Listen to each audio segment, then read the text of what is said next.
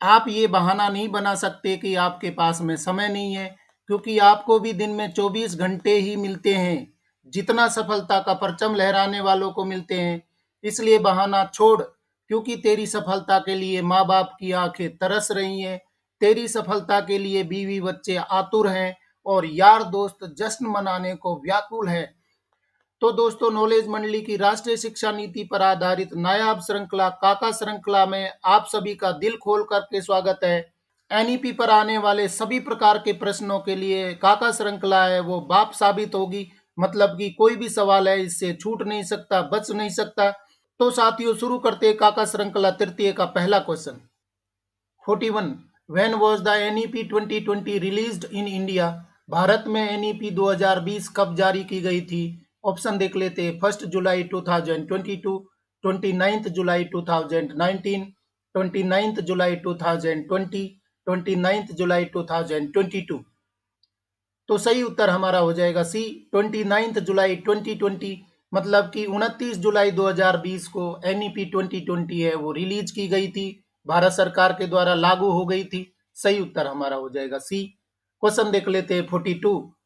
We should always keep in mind that education is a concurrent subject in which all curriculum, pedagogy and policy should have respect for dash। हमें हमेशा यह ध्यान में रखना है कि शिक्षा एक समवर्ती विषय है जिसमें सभी पाठ्यक्रम, शिक्षा शास्त्र और नीति में डैश को सम्मान मिलना चाहिए। ऑप्शन देख लेते हैं। Diversity and the local context, multilingualism and the global context, current needs and requirements, Indian history and values. आपको मालूम है कि एजुकेशन है वो कंकरेंट समवर्ती सूची का विषय है। तो इस विषय को ध्यान में रखते हुए पाठ्यक्रम, शिक्षा शास्त्र और नीति में क्या क्या चीजें शामिल होनी चाहिए, किसको सम्मान मिलना चाहिए। सही उत्तर हमारा हो जाएगा A, diversity and the local context. हमें हमेशा यह ध्यान में रखना है कि शिक्षा एक समवर्ती विषय है जिसमें सभी पाठ्यक्रम, शिक्षा शास्त्र और नीति में डाइवर्सिटी मतलब विविधता और लोकल कंटेक्स्ट है, वोकल फॉर लोकल है, उसको सम्मान मिलना चाहिए। सही उत्तर हमारा हो जाएगा ए, हो जाएगा diversity and the local context. Question देख लेते हैं 43। What must be ensured as the cornerstone of all educational decisions to enable that all students are able to thrive in the education system? सभी शैक्षिक निर्णयों की आधारशिला के रूप में क्या सुनिश्चित किया जाना चाहिए ताकि सभी छात्र शिक्षा प्रणाली में कामयाब हो सके।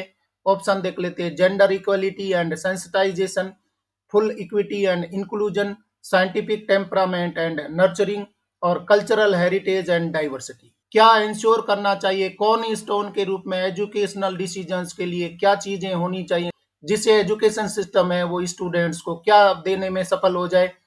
सही उत्तर हमारा हो जाएगा B, full equity and inclusion. मतलब सभी की हिस्सेदारी मिले, सभी को शामिल किया जाए और इंक्लूजन भी उसमें होना चाहिए, समावेशी शिक्षा मिलनी चाहिए। सही उत्तर हमारा हो जाएगा B, full equity and inclusion. अगला सवाल 44। Expand NCPF ECE. NCPF ECE का विस्तार रूप बताएं। ऑप्शन देख लेते हैं। National curriculum framework for early childhood care and education, national curriculum framework for school education, national curriculum framework for teacher education, national curriculum framework for adult education. तो NCPF ECE का क्या फुल फॉर्म हो जाएगा। सही उत्तर यहाँ पर हो जाएगा A, national curriculum framework for early childhood care and education. यहाँ पर पहला एन है नेशनल, सी का मतलब है करिकुलम, एफ का मतलब फ्रेमवर्क और ई का मतलब हो जाएगा अर्ली, सी का चाइल्डहुड केयर एंड एजुकेशन, ये आ जाएगा। सही उत्तर हमारा हो जाएगा ए, एनसीपीएफ ईसीई का मतलब हो जाएगा national curriculum framework for early childhood care and education. Question देख लेते हैं 45। There should be synergy in dash from early childhood care and school education to higher education across all levels of education। बचपन की देखभाल और स्कूली शिक्षा से लेकर उच्च शिक्षा तक शिक्षा के सभी स्तरों पर डैश में समन्वय होना चाहिए।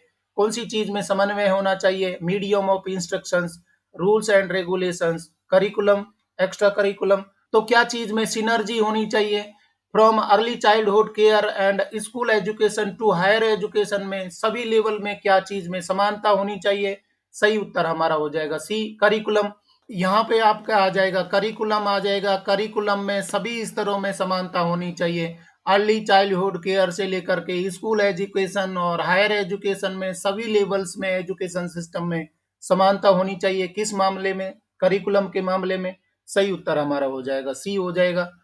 अगला सवाल 46, in the education system the recruitment of teachers and faculty, continuous professional development, positive working environments and service conditions will be taken care of while according to the National Education Policy 2020 who has been considered the heart of the learning process।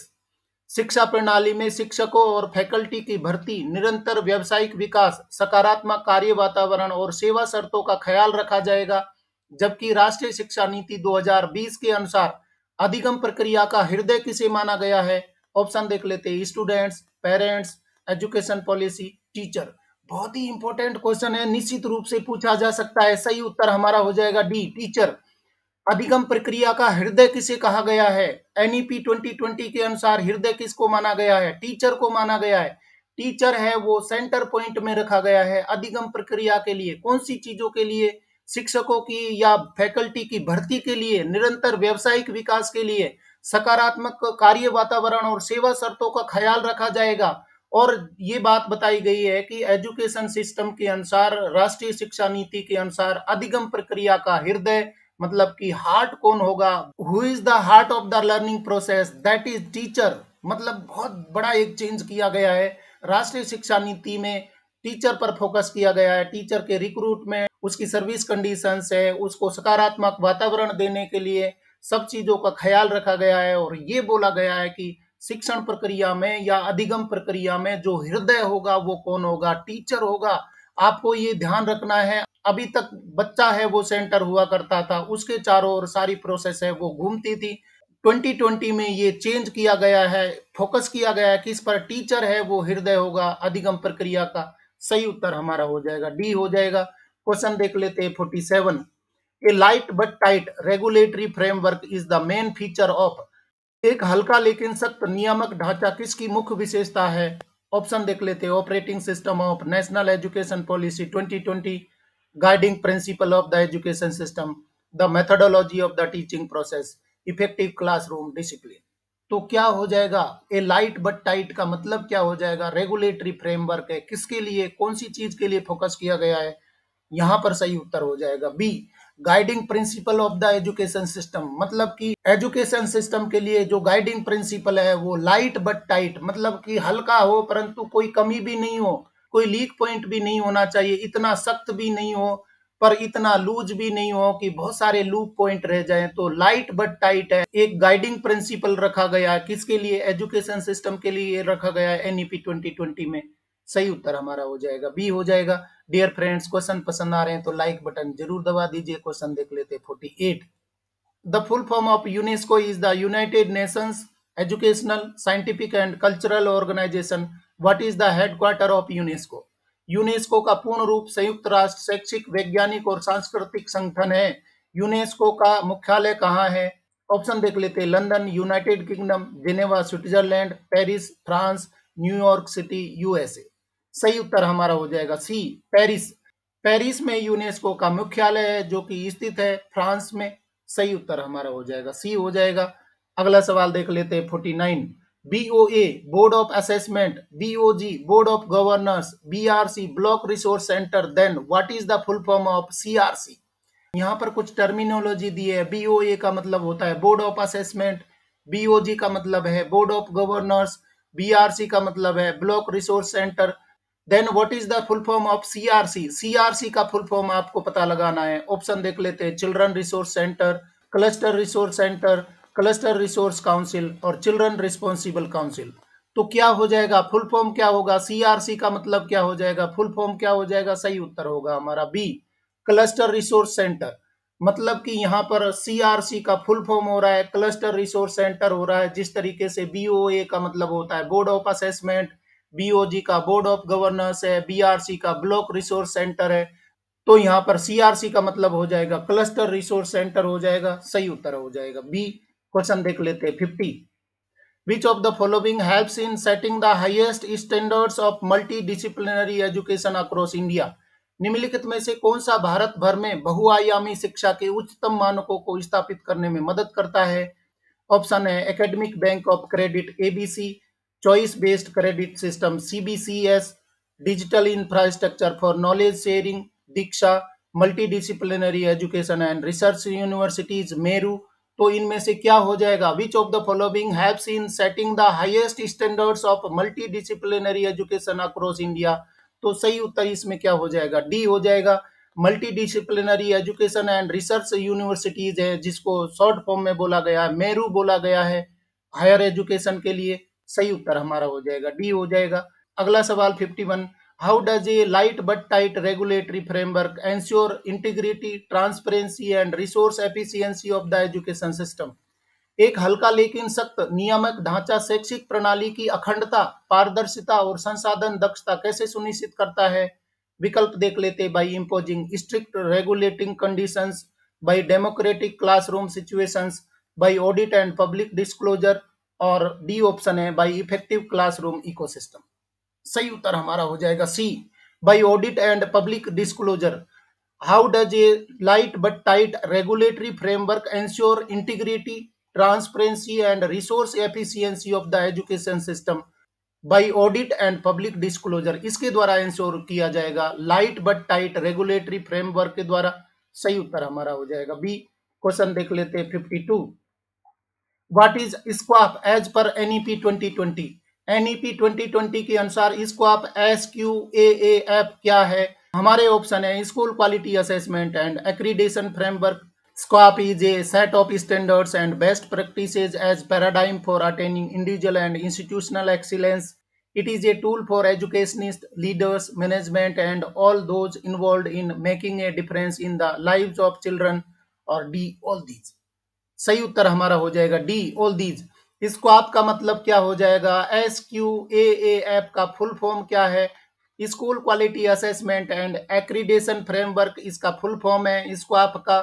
और साथ में इसको आप क्या है? Is a set of standards and best practices as paradigm for attaining individual and institutional excellence के लिए होता है इसको आप।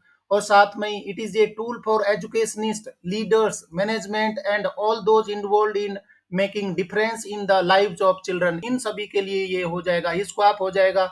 और इसको आप है ये रखा गया है एनईपी 2020 में। सही उत्तर हो जाएगा डी, ऑल दीज। अगला सवाल 53, how a light but tight regulatory framework encourages innovation and out of the box ideas of the educational system? एक हल्का लेकिन सख्त नियामक ढांचा शैक्षिक प्रणाली के नवाचार और आउट ऑफ द बॉक्स विचारों को कैसे प्रोत्साहित करता है? ऑप्शन हो जाएंगे through autonomy, through good governance, through empowerment, और डी, ऑल दी अबव। सही उत्तर हमारा हो जाएगा D, all the above.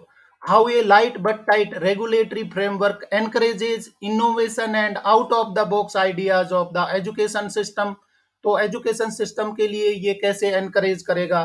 By the autonomy, by good governance और बाई एम्पावरमेंट। इसके द्वारा लाइट और टाइट रेगुलेटरी फ्रेमवर्क है वो इनोवेशन को और out of the box ideas को शामिल करेगा एजुकेशन सिस्टम में। सही उत्तर हमारा हो जाएगा डी, ऑल दी अबव। साथियों क्वेश्चन पसंद आ रहे हैं तो दोस्तों को भी शेयर करिए। देखते हैं क्वेश्चन नंबर 54, व्हाट इज परख एज पर एनईपी 2020? एनईपी 2020 के अनुसार परख क्या है? परख का फुल फॉर्म मैंने इससे पहले वाले एक वीडियो में बताया था कि परख है वो लागू कर दिया गया है एनईपी में। तो परख का मतलब क्या होता है और किसके लिए ये कार्य करता है, क्या चीज है परख? देख लेते हैं option. Performance assessment, review and analysis of knowledge to promote creative learning instead of mugging up. It will monitor, learn and assess all recognized school boards in India, और D, all the above। सही उत्तर हमारा हो जाएगा D, all the above। NEP 2020 के अनुसार परख क्या है? परख है performance assessment, review and analysis of knowledge.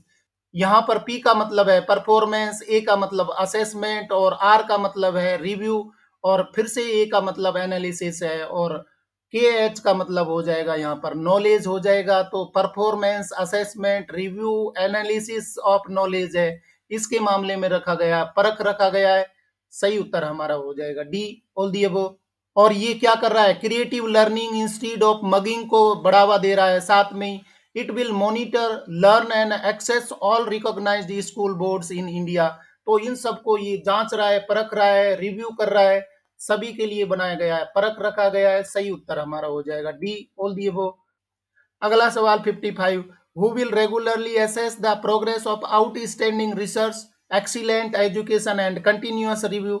उत्कृष्ट अनुसंधान, उत्तम शिक्षा और निरंतर समीक्षा की प्रगति का नियमित रूप से मूल्यांकन कौन करेगा?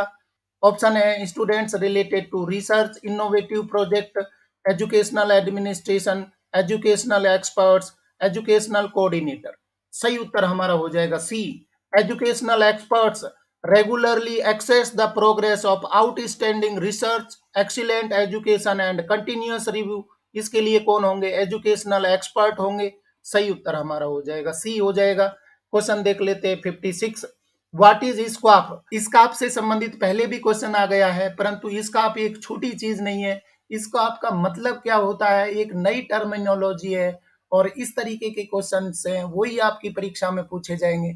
अगर कोई नया तरीका है तो आप कमेंट करके बता दीजिए। यहाँ पर ऑप्शन देख लेते हैं, an exhaustive, implementable and objective self assessment tool with an underlying measures of acceptability and credibility would reassure stakeholders that the school aspires for continual improvement, thus leading to achievement of desired student learning outcomes benchmarked by best global standards along with being rich in local requirements। और D है to be viewed as a tool for continual process of self assessment, E all the above। सही उत्तर हमारा हो जाएगा ई, all the above. स्क्वाब का मतलब है an exhaustive, implementable, objective self assessment tool with an underlying measures of acceptability and credibility. ये SQAAF का मतलब हो जाएगा। नेक्स्ट है would reassures stakeholders that the school aspires for continual improvement, thus leading to achievement of desired students learning outcomes और benchmarked by best global standards along with being rich in local requirement, ये भी होना चाहिए। और next है to be viewed as tool for continual process of self assessment, ये मतलब हो जाएगा, इसको आपका हो जाएगा। और इसको आपका फुल फॉर्म है school quality assessment and accreditation framework. इसका मतलब है कि स्कूल क्वालिटी असेसमेंट देखना है, एक्रीडेशन फ्रेमवर्क है, ये मतलब हो जाता है। इसको आपका school quality assessment and accreditation framework, ये फुल फॉर्म हो जाएगा इसको आपका।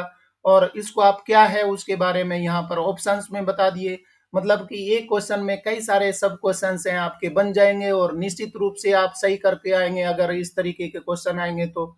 अगला सवाल देख लेते हैं 57, access to quality education should be considered a fundamental right of every child because this गुणवत्तापूर्ण शिक्षा तक पहुंच को हर बच्चे का मौलिक अधिकार माना जाना चाहिए, क्योंकि education necessary for life, education is a public service, education necessary need, education fundamental right.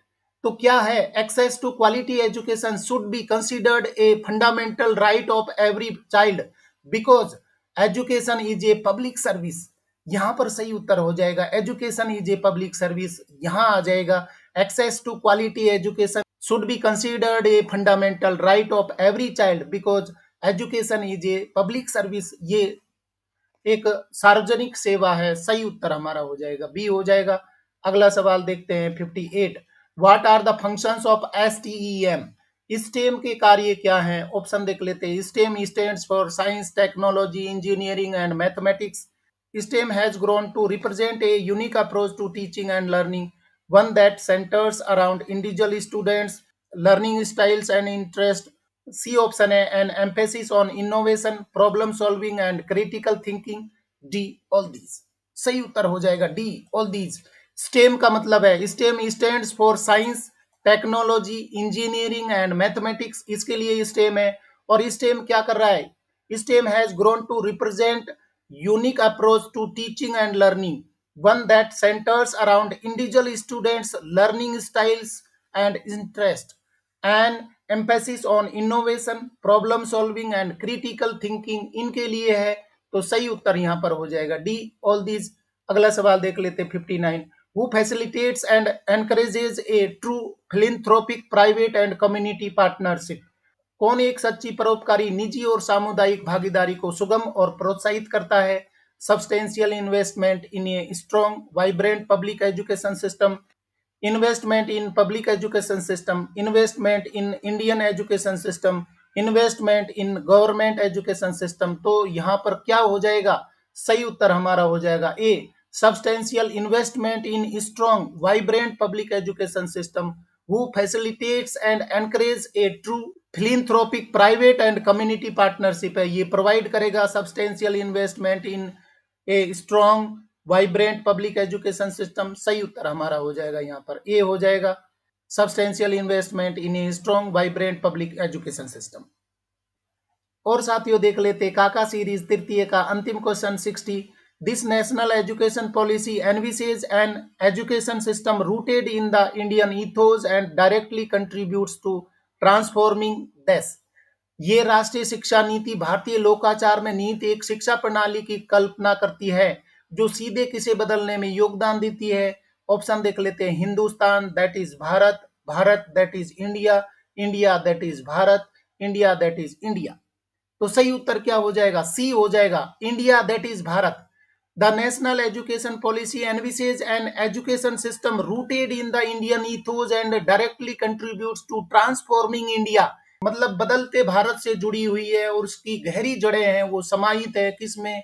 Bharat में समाहित है। किस में बदलाव करेगी, किस में परिवर्तन करेगी? India that is Bharat. सही उत्तर हमारा हो जाएगा सी हो जाएगा, इंडिया दैट इज भारत।